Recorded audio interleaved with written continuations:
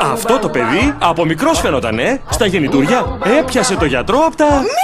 Απ' τα γένια. Έτσι, μπράβο. Αργότερα στο σχολείο έγινε θηρίο. Τον στέλναμε αγγλικά, αυτό στα ηλεκτρονικά. Και δεν μας φτάναν όλα αυτά, μας ξεσηκώνει και ραδιοφωνικά.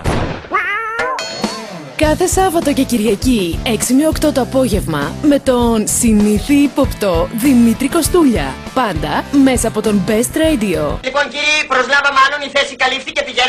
Πηγαίνετε παρακαλώ. Μα δεν είναι η σειρά σου. Σε παρακαλώ, εσύ πήγαινε να μου ετοιμάσει ένα καφέ βαρύ γλυκό και όχι με δύο φουσκάλες αριστερά και ένα έτσι παξιμαδάκι στην άκρη να τραβάει τα υγρά. Εσείς φύγετε, κύριε, τι περιμένετε, αφού σας είπα, προσλάβα μάλλον. Σας παρακαλώ. Μα, καλά μου. Α, πού είναι αυτός?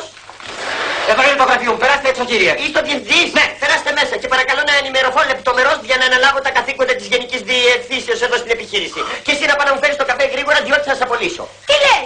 Τρελός είμαι, ό,τι θέλω λέω. Δεν μπορώ να πω ότι με ενθουσιάζει το περιβάλλον. Εδώ μέσα κοντεύετε να πιάσετε κατσαρίδες και αράχνες. Θα κάνω ριζικές αλλαγές. Μάλιστα.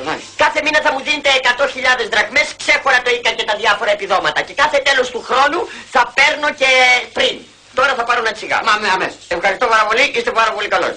Εμείς οι δύο θα τα πάμε πάρα πολύ καλά. Α, πού είσαι, τώρα που θα υπογράψουμε συμβόλαιο, να είσαι σίγουρος ότι μέσα σε 3 μήνες όλοι οι Έλληνες θα τρώνε μακαρόνια. Αν δεν τρώνε, μένουν να με χέσεις. Συντονιστείτε και τι άλλο, ακολουθήστε τον.